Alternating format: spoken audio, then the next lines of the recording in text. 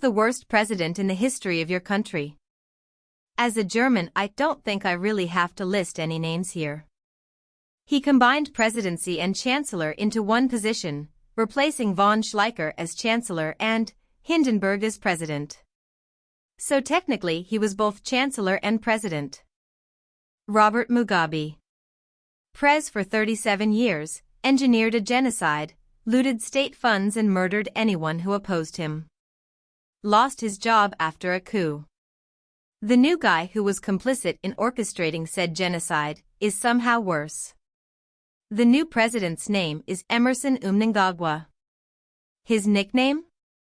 The Crocodile. That's about as apt a nickname as you could give anyone. Not many people have any idea of how bad Zimbabwe has been. One of co-workers immigrated from there. Mugabe is a very talked-about person in our conversations. Nicolae Ceausescu. We voiced our displeasure. Romania, the only country to have executed both a fascist and communist dictator by firing squad. An absolutely corrupt man, driven to exploit his own country for power and profit. Good riddance to bad rubbish. Romania is a beautiful place, with wonderful people, and deserves some respect. A Romanian that I worked with in the 90s told me that they called pig's ears patriots, because it was the only part of the pig that was not exported to pay the national debt. We executed him and his wife live on TV. Nothing unites families during the holiday season like snuggling up together, next to the fireplace to watch terrible things happen to terrible people. Pretty sure It's Always Sunny in Philadelphia runs on that entire premise. The British only have to sit through a message from the monarch. I have a vivid memory of being on a plane on December 27, 1989, and seeing a newspaper with his bullet-hole face on the front page. It was an amazing time. The collapse of Iron Curtain seemed to happen in a matter of weeks. I'm from Iran, so this question is really difficult to answer, lol. I think you're allowed to just answer yes. Out of curiosity, would your potential choice be an Ayatollah or an actual president? I actually didn't think my answer through that far. For Ayatollah, I assume you mean the supreme leader? I think Khomeini wins worst, but it's not like Khamenei is really better. For president, I genuinely have no idea who to pick. I'd probably go Raisi, but that could be recency bias. But he was responsible for death before he has the job, and he's got the job while cracking down on our people wanting basic human rights. So that seems like a good answer. They are all awful though, reformer or hardliner, they are all brutal dickheads. Yeah, I meant supreme leader. I asked because the question seems like it uses president as the highest government position, but that doesn't really apply in Iran as far as I know. Yeah, it's a fair question. We've only had two. I wasn't very old when Khomeini was still around, but the man was a monster. Between the purges of the 80s and him deciding to keep the Iraq war going after, we defended the country from Saddam, and he kept it going for years. He's responsible so much death and suffering.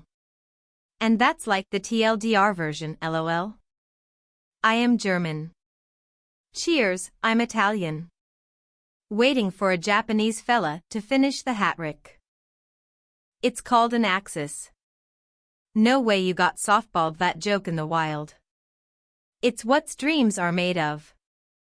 A sizable amount of Japanese feel as though it was their greatest government.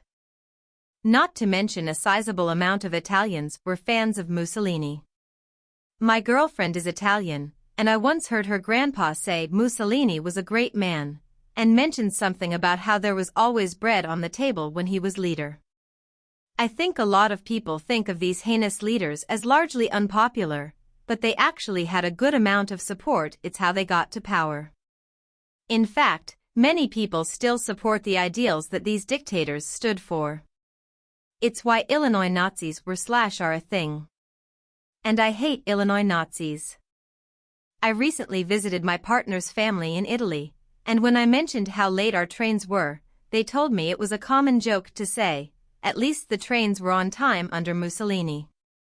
Bread on the table has been used as justification for all kinds of extremist governments. It's one of the oldest tricks in the authoritarian playbook. It may be against our constitution to consolidate power under me, but I guarantee you will be all the more prosperous for it.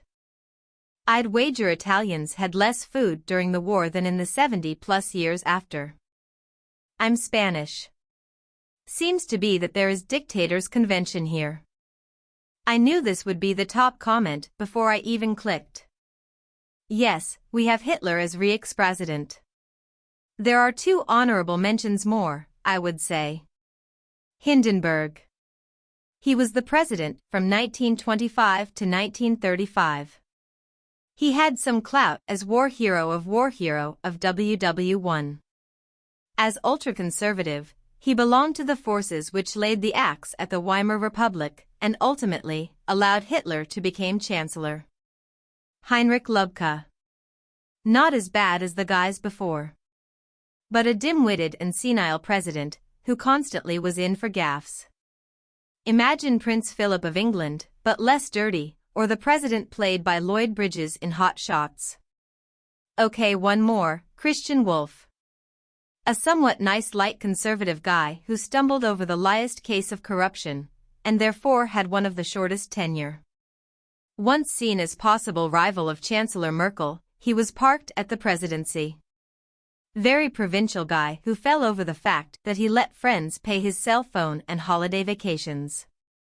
Hindenburg is arguably just as responsible. Many people in the US have no idea who he is. He handed Hitler the keys to total control. The Reichstag fire decree was the source of Hitler's takeover. Now I'm not arguing that Hindenburg is as reprehensible as the leaders of the Nazi regime. But he failed in his responsibility and wavered on appointing Hitler as the chancellor. The guy can't control that he died, but had he not signed over such essential powers prior to, maybe it could have at least delayed things like the concentration camp construction. Yeah, and that Hindenburg guy was a terrible pilot too. I only had one president. And he's the worst, Lukashenko. Technically he's also your best, tallest, shortest and the sexiest one. You got me on a technicality. Well, I mean, he is the longest sitting European president according to Google. If it makes you feel better, I bet a lot of the world knows about your country because of him. Of course not for the best reasons. Probably Pétain. Philip Pétain was a great man who died in 1925, but did not realize it for 20 years. My 8th grade class president was such a douche. Should have voted for Pedro then. Pedro offers you his protection. Hitler, obviously. German chancellors breathing a sigh of relief because they will never ever be mentioned here. I wonder if it's freeing for German heads of state to know that pretty much no matter what they do, they'll never be considered the worst ever. I mean, it can always get even worse. Just wait till the Reichsbürger take over and declare war to the US, because we are just a puppet state and all that nonsense. Muhammadu Buhari, he said if the citizens pray enough, Boko Haram might be defeated. Another president took a shower as a deterrent to catching AIDS. Ferdinand Marcos easily. Even Guinness World Record could agree with me. My people made sure, however, to elect his son, who never acknowledged his mistakes, as our president. I swear Filipinos just had to make the dumbest choice to happen. Goddamn, the Philippines seems like a great country, and I'd venture to say I've never even met a mean Filipino. But going from Death Squad Duterte to the son of a dictator is pretty awful. Nicolae Ceausescu, if a dictator counts as a president, with Ion Iliescu being a very close second. The Marcoses. They were evil. I can't believe Amedla got away with so much, and is still loved by so many. The way they were able to re-brainwash the Philippines is insane. 10 years of rewriting history on social media will do that. I know it started with conspiracy videos on YouTube talking about how the Marcoses didn't plunder the country with their corruption. They tried to explain their wealth by saying the Marcuses supposedly found some sort of treasure trove of gold from WW2. Believe it or not, they started as early as Yahoo comments section. I can attest to this, been fighting trolls since college. Even back in HS days, people were already being brainwashed by loyalist teachers. At one point, most of us had at least one loyalist teacher, ironically teaching history of all subjects. But Yahoo comments section was the start of the troll movement.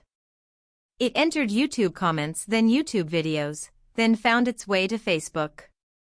Now they managed to infiltrate Twitter and are trying to enter Reddit. More than 10 years back in college, open any online news relating to the Philippines or the Marcuses, and you will find shithead trolls commenting for Marcos and ready to pick a fight. It's been so long ago, I'm an MD now, and done with my post-grad training, and I've given up fighting trolls, when Bongbong Marcos won the presidency. I'm tired, I've given up, it's been more than 10 years. I hope someone from the next generation continues fighting trolls. I hate how bad the education system is with teaching politics in schools to children. That's one of the main reasons shit's never going to get better. They think one person will fulfill every single problem of their life if they are made president. Fucking Imelda and her shoes, and she still has the nerve to fake cry about children in a hospital and give them a 100 pesos bill like that'll do anything.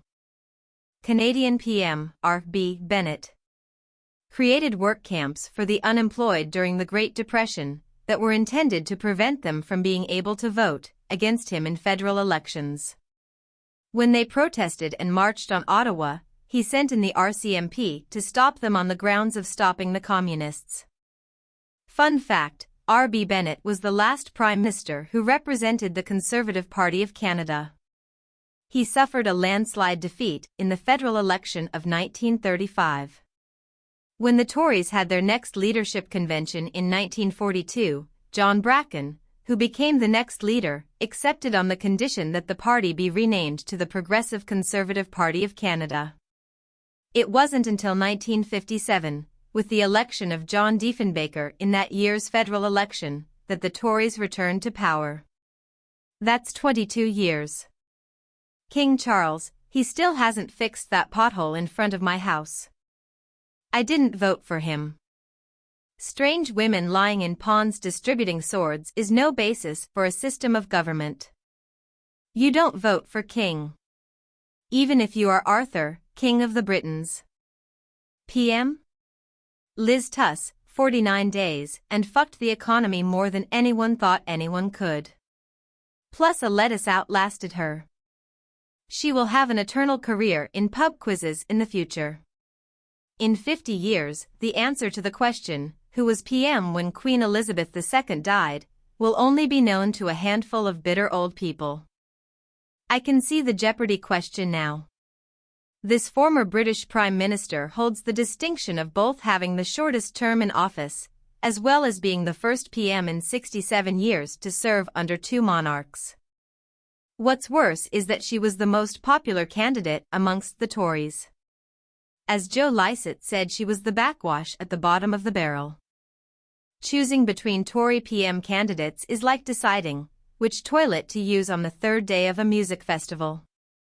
Australia, so PM. I don't think we have a really damaging one from recent times. To be honest, Scott Morrison. Corruption worsened, quality of life for a lot of people has stagnated, welfare continued to be made more punitive. I just can't think of much he's done that improved anything. He either continued existing shitty trends or added additional issues. Thanks for watching this video. Hit the bell next to subscribe so you never miss a video. Like, comment and subscribe if you are new on the channel.